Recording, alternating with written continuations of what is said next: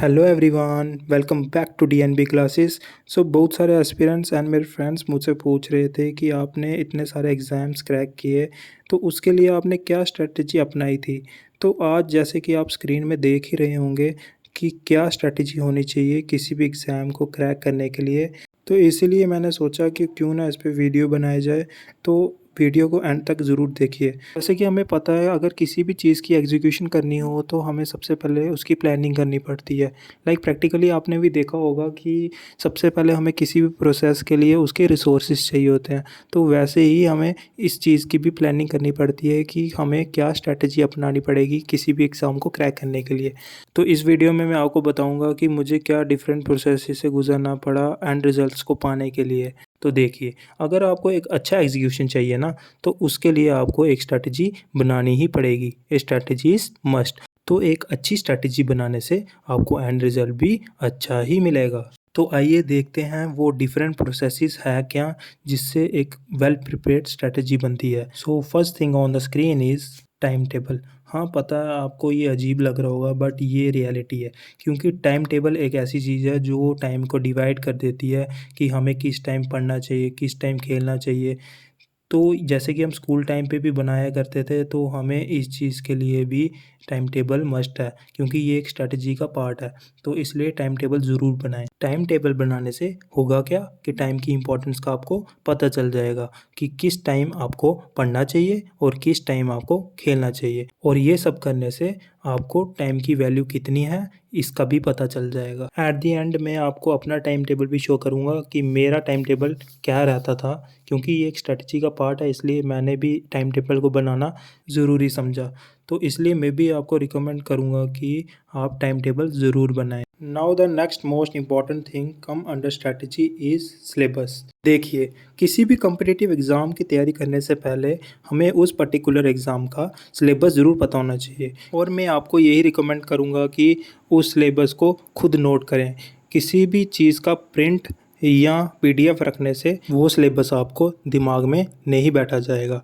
तो इसलिए मैं यही रिकमेंड करता हूँ कि आप उसको खुद नोट करें। उससे क्या होगा, आपको पूरा सिलेबस रिमाइंड हो जाएगा। सिलेबस के एक एक टॉपिक को रिमाइंड करने से ये होगा कि जब भी आप क्वेश्चन को एग्ज़ाम में देखेंगे तो आपको एट ए टाइम वो स्ट्राइक करेगा कि ये क्वेश्चन पर्टिकुलरली किस टॉपिक से लिया गया है। तो इसलिए मैं आपको रिकमेंड करता हूँ कि सिलेबस को खुद नोट करें। तो आ जाते हैं हम अपने सबसे मेन पॉइंट पे, जो मेरे को मेजॉरिटी ऑफ स्टूडेंट्स पूछ रहे थे कि आपने क्या सोर्सेज रेफ़र किए थे अपनी प्रिपरेशन के टाइम पे।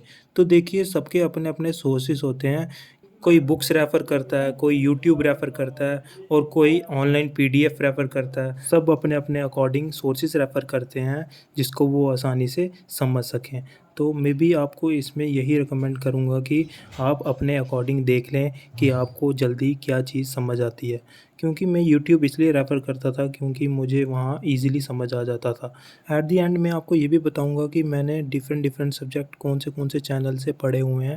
तो आइए हम बात करते हैं जो स्ट्रैटेजी का एक मोस्ट इम्पॉर्टेंट पार्ट है, that is mock test. Mock test important क्यों है? किसी भी एग्ज़ाम को क्रैक करने के लिए मॉक टेस्ट क्या रोल प्ले करते हैं? तो आइए समझते हैं। देखिए, सबसे पहले आपको मॉक टेस्ट इसलिए देने हैं क्योंकि आपको उस मॉक टेस्ट देने से आपकी परफॉर्मेंस का पता चलेगा। तो परफॉर्मेंस देखने के लिए आपको मॉक टेस्ट देना ज़रूरी है। मॉक टेस्ट इसलिए भी इम्पॉर्टेंट है क्योंकि आपको अपने रैंक का भी पता चल जाता है। मॉक टेस्ट देना इतना इम्पॉर्टेंट इसलिए भी है क्योंकि मॉक टेस्ट देने से आपको एग्ज़ाम का फ़ील भी आ जाएगा। और मैंने ऐसा भी देखा है कि कुछ बच्चे मॉक टेस्ट को सीरियस नहीं लेते। अगर आपने मॉक टेस्ट परचेज़ किए हैं तो उस मॉक टेस्ट को इफ़ेक्टिव वे में यूज़ करो। Now at the end the crucial part comes under strategy is revision. देखिए, आपने क्या किया होता है कि डिफरेंट सोर्सेज से आप पढ़ तो जाते हो, बट एट द एंड आपको ये नहीं पता होता है कि हमने रिवीजन भी करनी है।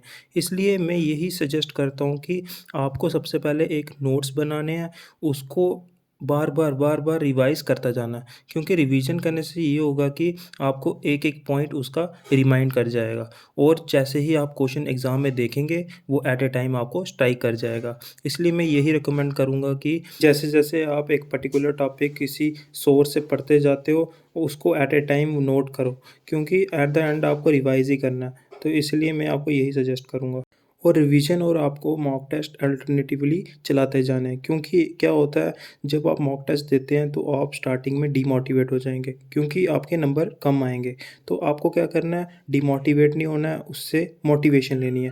वो कैसे लेनी है, आप उस पर्टिकुलर टॉपिक को रिवाइज करते चलें। रिवाइज करोगे फिर मॉक टेस्ट दोगे, फिर रिवाइज करोगे फिर मॉक टेस्ट दोगे, वैसे ही आप करते जाओ, आपको देखना एंड रिज़ल्ट अच्छा मिलेगा।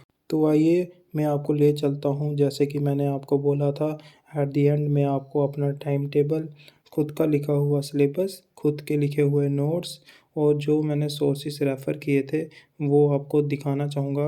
तो जैसे कि आप स्क्रीन में देख ही रहे होंगे, मेरा खुद का बनाया हुआ टाइम टेबल और इसी के अकॉर्डिंग मैं अपनी प्रिपरेशन करता था। और ऐसे ही आप भी अपना टाइम टेबल बना लें और टाइम को डिवाइड कर लें और उसके अकॉर्डिंग अपनी प्रिपरेशन स्टार्ट कर दें। उससे क्या होगा, आप अपने आप को औरों से अलग कर पाएंगे। चलिए मैं आपको ले चलता हूँ खुद नोट किए हुए सिलेबस पर, जो मैंने खुद नोट किया है। तो जैसे कि आप स्क्रीन में देख ही रहे होंगे, ये सारा सिलेबस मैंने खुद नोट किया है। खुद नोट करने से ये होता है कि आपको एक एक पर्टिकुलर टॉपिक रिमाइंड हो जाएगा, तो इसलिए मैंने खुद नोट करना सही समझा। तो चलिए मैं आपको ले चलता हूँ खुद के बनाए हुए नोट्स पर। मैंने FAA प्रिपरेशन के टाइम पे खुद के नोट्स कैसे बनाए थे, आप भी ऐसे नोट्स बना सकते हैं। और जैसे कि आप स्क्रीन में देख ही रहे होंगे, मैंने किस तरह अपने स्टैट्स के नोट्स बनाए थे। ये मैंने फाइनेंस अकाउंट असिस्टेंट की प्रिपरेशन के टाइम बनाए और इस तरीके से आप भी अपने नोट्स बना सकते हैं। तो ये मैंने मोड के मेथड लिखे हुए हैं, डिस्क्रीट सीरीज़ के लिए कैसे फार्मूले लगेंगे, कंटिन्यूस सीरीज़ के लिए कैसे फार्मूले लगेंगे। तो इस तरीके से आप भी अपने नोट्स बना सकते हैं। तो इसीलिए मैं यही बोलता हूँ कि खुद के नोट्स प्रेफर करो, उससे क्या होगा, आपको रिमाइंड करने की टेंडेंसी बढ़ जाएगी। तो आइए मैं आपको ले चलता हूँ अपने सोर्सेज की तरफ कि मैंने अपने एग्ज़ाम के टाइम पे किस सोर्स को रेफ़र किया था। आपको जैसे कि मैं बता चुका हूँ कि मैंने सिर्फ यूट्यूब को रेफ़र किया और यूट्यूब के कौन से चैनल को फॉलो किया। और जैसे कि आप स्क्रीन में देख ही रहे होंगे, सबसे पहले मैंने जो फॉलो किया वो किया बियॉन्ड क्लासेस को। बियॉन्ड क्लासेस से मुझे जीके के बारे में पूरी नॉलेज हो गई। तो इसी के साथ मैंने परचम क्लासेस को भी फॉलो किया जीके के लिए, और करंट अफेयर्स के लिए भी मैंने परचम क्लासेस को ही फॉलो किया। आपको डेली बेसिस पे करंट अफेयर देखने की ज़रूरत नहीं है। अगर आपको फॉलो ही करना है परचम क्लासेस पे, मंथली बेसिस पे भी वो करंट अफेयर डालते हैं, तो अगर आप उसको भी पढ़ लोगे वो भी आपके लिए मोर देन सफिशिएंट होगा। और अब मैं उस चैनल की बात करूँगा जिस पे मैं wholly and solely fully depend था, तो वो है ट्रिपल एस। अब कुछ बच्चे मुझे जज करने लग जाएंगे कि ये ट्रिपल एस को प्रमोट कर रहा है, बट ऐसा कुछ नहीं है। जो रियलिटी है वो रियलिटी है। मैंने मैक्सिमम कंटेंट जो नोट किया है वो ट्रिपल एस से ही किया है। और साथ ही साथ अगर आपको जीके को डेप्थ में पढ़ना है, आप CA लतीफ़ अकेडमी के ऐप से भी पढ़ सकते हैं। वहाँ पे तौकीर सर ने इन डेप्थ PDF प्रोवाइड कर दी हैं। और मैंने अपने प्रिपरेशन के टाइम पे मैथ और रीजनिंग इन पर्टिकुलर चैनल से पढ़ा था, जिनका नाम है वाईफाई स्टडी और डेयर सर। आप अपने अकॉर्डिंग इनको चूज़ कर सकते हैं, बट मैंने जो रीजनिंग पढ़ी थी वो डेयर सर से पढ़ी थी एंड मैथ का वाईफाई स्टडी से पढ़ा था। और एक्चुअली फाइनेंस अकाउंट असिस्टेंट में इकोनॉमिक्स भी एक सब्जेक्ट होता था, और वो इकोनॉमिक्स मैंने मलिक ट्यूटोरियल से पढ़ा था and I got 10 out of 10। तो इसलिए मैं वो रिकमेंड करूँगा। अगर आपको इकोनॉमिक्स सब्जेक्ट किसी सिलेबस में होता है तो at the end the last but not least most important things come under strategy is mock test. जैसे कि आपको सबको पता ही होगा मॉक टेस्ट की इम्पोर्टेंस कितनी है। तो मैंने जो मॉक टेस्ट लिए थे वो ऑली बोर्ड के लिए थे, और ऑली बोर्ड ने मुझे बहुत ज़्यादा इम्प्रूवमेंट करने के लिए हेल्प की। और आपने सारे मॉक टेस्ट एक साथ नहीं लगा देने हैं, आपने मॉक टेस्ट को अल्टरनेटिवली यूज़ करते जाना है। लाइक पहले आपने मॉक टेस्ट दिया, उसके बाद आपने रिवाइज़ करना है, फिर मॉक टेस्ट देना है, फिर रिवीजन करनी है। तो इसके अकॉर्डिंग आप चलते जाएँ, आपको इम्प्रूवमेंट देखने को ज़रूर मिलेगी। तो मैं आपको यही सजेस्ट करूँगा कि मॉक टेस्ट को अल्टरनेटिवली देते जाएँ। और एक ऐप और है जिस पे आप बिल्कुल फ्री क्विज़ेज़ दे सकते हैं, और वो है टेलीग्राम।